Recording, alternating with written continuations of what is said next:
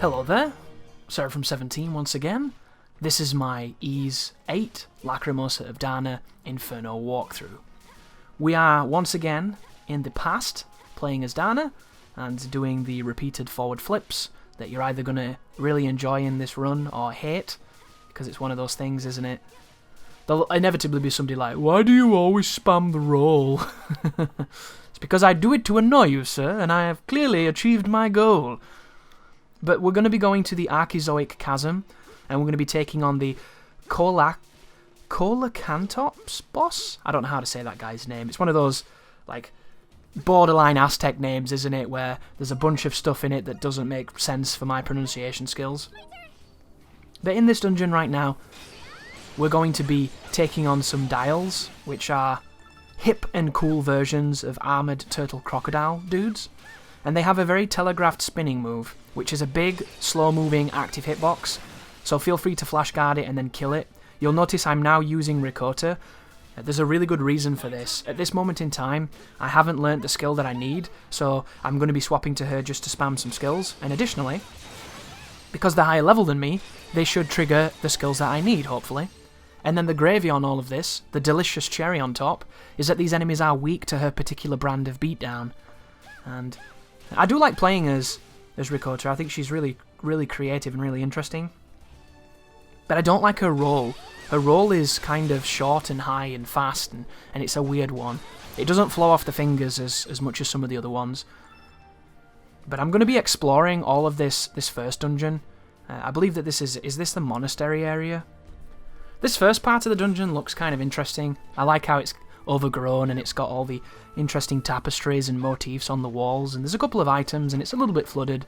It's got some character.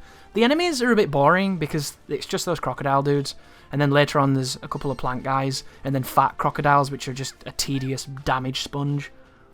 But the dungeon that's after this, that this one kind of leads into, is one of the best looking areas of the game because it's got all kinds of underwater sequences and it's got a really nice colour palette to it that's very contrasting to what we've seen so far. But it's so densely packed with enemies and vortexes and all kinds of just whirlpool nonsense that it's not very fun to navigate or fight in. And because it's my least favourite area in the game for playing, I'm just going to skip all of it. It's kind of unfortunate too because I love this area. I think it's a really cool area and it's really creative, but I feel like a more subtle hand on the enemies would have benefited it a lot. This particular part is not a problem at all. Coming up against the dials is just kind of standard Ys fare, isn't it? Where we're just hitting on them, getting our flash guards, breaking them, getting their drops and things. If you're playing this game on PC, guys, you can get a really cool trainer. And what the trainer does is if you activate one of the codes on it, it guarantees a 100% drop. And if you wear equipment that gives you extra drops and rarer drops, if I were to kill one of these creatures with that trainer on, it would drop like 10 things. And every time you kill something, it drops 10 things. And it makes it so awesome if you don't want to do any of the farming or any of the grinding, or you want to get the resources in a natural manner rather than having to actively seek them out. So I definitely recommend that. I think it's like the first Google result. Somebody was mentioning it the other day on a forum and I checked it out and it was really cool. I definitely would have saved some time on this run, but it's all good. But right, look at this. We're moving towards this immense shelf where there's a waterfall sinking down into the ground where a massive temple should be, but it isn't. And we don't know why it isn't there. It's a wonderful hook for the mystery right now and just a cool looking environment. Look at the rim out there. Just this strange gap in the earth where the water, the ocean itself has just been buried and drunk in. It looks really sweet. Such an interesting section. And then you get to it, and it's just brutal. So brutal. The boss, however, is a big pussy. So if you're fearing the bosses, and I know I started fearing the bosses early on in this game until I got to a point where I was comfortable, you don't have to fear this one. He's particularly weak. 2 bosses in a row now that have been quite weak. And I know that some people think that the bosses in this game aren't very good, but I like them. And I think they're fine.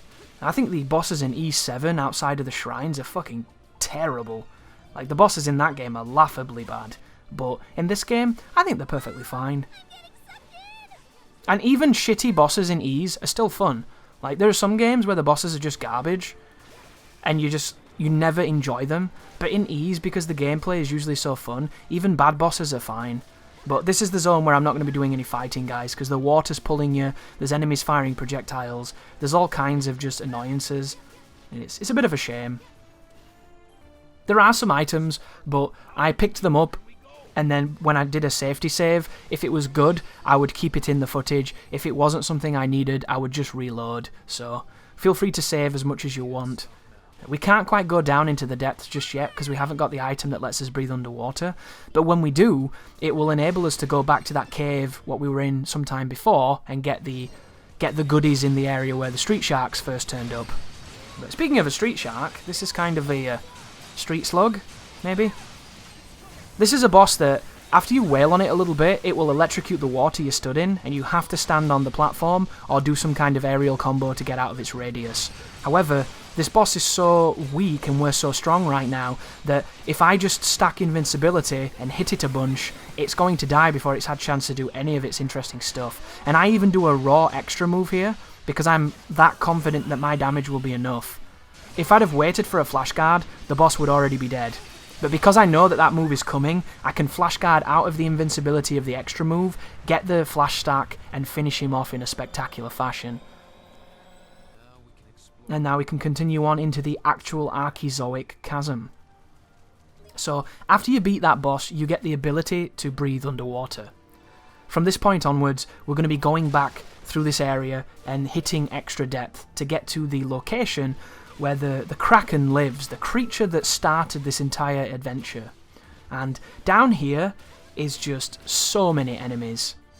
And then the game introduces this concept of these dandelion flower things that enable you to fire a bomb, but if you get hit while you're hugging it, it will explode and hurt you.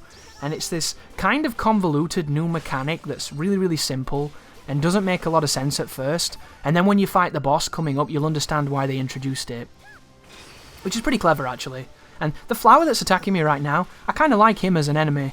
I just don't like the fact that there's so many other dudes in such a close amount of space. So I'm just going to skip all of this. But breaking the resources just in case. It's a very good habit to get into. And then you want to use these natural vents to achieve some height and to push on past the tree guys and everything. Simple stuff at this point. There's the big fat crocodile guy. There might be footage of me beating one of those up, but there's absolutely no point in doing so because they've got tons of HP, and the drops that they do drop are specific for people with strike weapons, and I don't really need to focus on them, so if you do, feel free to do it, but I don't. We're also at the precipice of some demos coming out, so if you're bored right now of video games and nothing's coming out that's taking your fancy, there is a Resident Evil 2 remake demo coming very soon. There's also another Devil May Cry 5 demo, and I'm kind of holding my breath and hoping that we're going to get a Sekiro demo, because I really want to get my hands on that game, and I would absolutely adore it if they just released that. I would probably be playing the Sekiro demo for the rest of the beginning of this year until the game finally comes out, because I am so excited for that game. But still in the chasm, still pushing forward, into another one of these temple-like areas with the tapestries, and you'll notice level 50 dials, and then at the back there's one of the big guys. Hummel gets a nice level. And I'm going to be fighting in here because we're not in the water, so it's a little bit more gentle on the spawns. But here's the big guy. He does a jumping attack, he does a telegraphed bite, and he does an AoE electricity move that you can use iframes to just continually chain. I generally get away from that move though, because I'm just... When I fight this guy, I usually do it from a distance, because I can keep throwing my batons. Did I just learn a move? Oh no, I'm checking which move does the most stun to see if I've got the stun move, and I don't.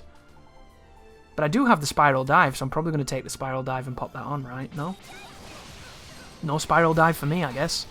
Ooh, that was unfortunate.